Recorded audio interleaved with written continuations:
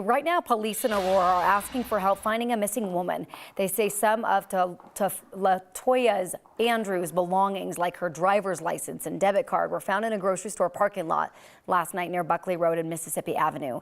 Andrews is a black woman. She's 30 years old, has a tattoo on her neck. Anyone with information is asked to call Aurora police. This morning, we're getting a look at new body cam video from the moments after a Littleton police officer shot a man. And we want to warn you, parts of it are difficult to watch. The family of Stephen Poulsen shared the body camera video sent to them by police. They say they want the public to see it because they say it raises more questions about how police said the shooting actually happened. Here's investigative reporter Jeremy Hohola. The encounter between a Littleton police officer and Stephen Poulsen begins outside an apartment complex captured by this security camera. Police were responding to a suspicious person call. We've already reported on this video that shows the officer ramming his car into Poulsen, which police did not disclose in their initial press release. Poulsen runs off and the officer gives chase. Now, here are new angles never before seen. Poulsen runs and the officer radios his description. The officer chases him into a corner. Don't shoot! Get back! We replay that moment zoomed in on Poulsen just before shots are fired. The video quality isn't clear to show exactly what he's doing. And cutting to the officer's body camera, that crucial moment is obscured by his jacket or clothing. The body camera audio doesn't kick in until later. Cover this guy and we'll get medical. The gun's right there. All right. The body camera captures a gun on the ground. Guys, in here, let's start rendering aid if we can, okay? We got Inglewood setting up four corners for us. Gun's right there. Okay. You're good. Let's get aid rendered, then we're going to get you out of here, okay? About 4 minutes and 50 seconds pass between the shooting and when police first put their hands on Poulsen to render aid. Dispatch audio also reveals a bit more. Before the shooting, it sounds like the officer says Poulsen jumped his bike. White male, black jacket. He jumped his bike. And then he says Poulsen pulled a gun. Sorry, pull the gun. Stephen Poulsen died with multiple gunshots at age 41. His family tells us they want the public to see this video because it raises more questions about what happened and why it took officers nearly 5 minutes to start first aid. Jeremy Hohola, 9 News. Poulsen's sister claims in a statement her brother was the person in the video who said, "Don't shoot." She said, quote, "Hearing my brother's last words, 'don't shoot,' has broken me." De-escalation of a situation, not escalation, should be the primary focus of police interaction. We have the entire video released online. It includes an on-camera statement by Littleton's police chief who acknowledges there will be even more questions. The shooting is still under investigation at this time.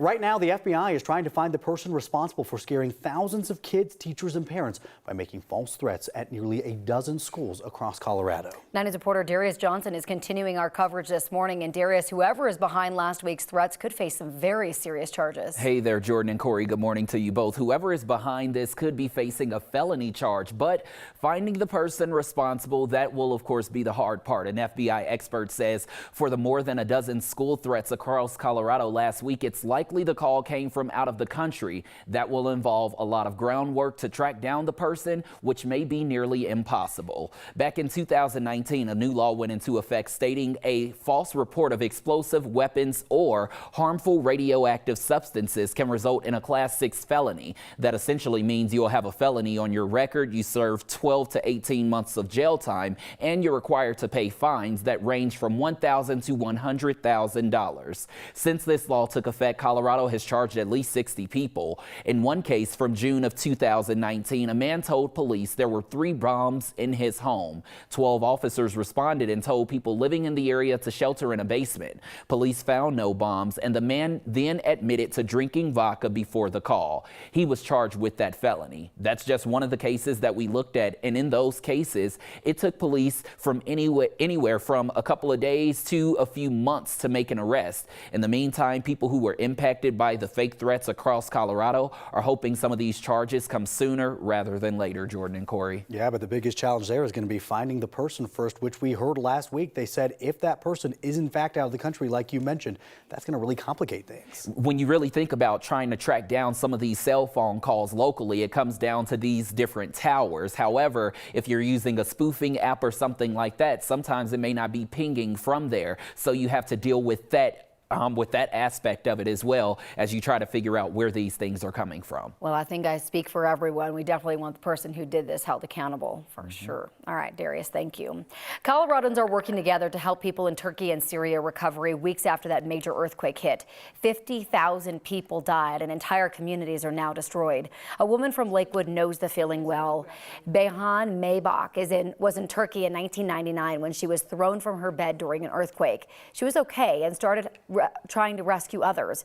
Now she's helping again, but from afar, by helping to host a fundraiser through the Turkish American Cultural Society of Colorado. Ezgi Karsozin is part of that too. She's actually a seismologist who studied earthquakes for years. It is challenging on so many levels.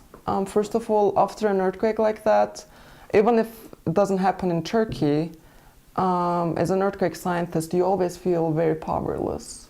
Because you know the potential of these faults, you study them. The fundraiser is happening next Saturday. We've got more information about that on our website at 9news.com.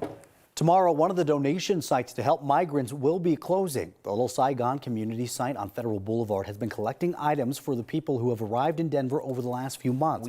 It'll be open from noon until 5 tomorrow. However, last week, a new donation site opened at the First Baptist Church of Denver. They are accepting donations every Thursday and Friday at the Interfaith Alliance of Colorado's office inside. That is the group that is running that donation site. You can donate Thursdays from 10 to 1 or Fridays from noon to 3. The city's website has a request list for items they'd like donated and ask that you only donate items on that list. The federal government is trying to make internet cheaper for families that struggle to pay for it. But 1 year into this program, fewer than a quarter of those families have signed up. The Affordable Connectivity Program gives low-income households discounts on internet bills and $100 to put towards a computer or a tablet. Nearly 800,000 families in Colorado are eligible for the discounts, but the state says only 180,000 have signed up. It's lower than the national rate. State leaders are going to start working with community groups on outreach to eligible people. Families that qualify for SNAP, free and reduced school lunch, and similar programs qualify. A nonprofit wants to bring a little color into the lives of Marshall Fire survivors. Resource Central and the Community Foundation are providing free gardens for them. Their garden in a box is water-wise, meaning it uses about half the water a traditional lawn would. Anyone whose home was damaged or destroyed by the Marshall Fire can apply and get one for free. We're providing the plants, we're providing the plant by number design, the plant and care guide there, and that way people can get back to focusing on bringing color into their lives and into their neighborhood and not have to worry about stressing about it. Anyone impacted by the Marshall Fire can apply for gardens on Resource Central's website. Everyone who is eligible can get 2 gardens. I think this is a perfect example that Coloradans, we are more than a year after the Marshall Fire and people are still continually thinking about everyone who's directly impacted by that. Yeah, it's the heart of Colorado, but it's so interesting because you don't think of gardens, but you could see that that would bring a sense of normalcy back to these communities, right? Bringing the color back that they saw there before. So that's why it's really important. Yeah, I like this idea.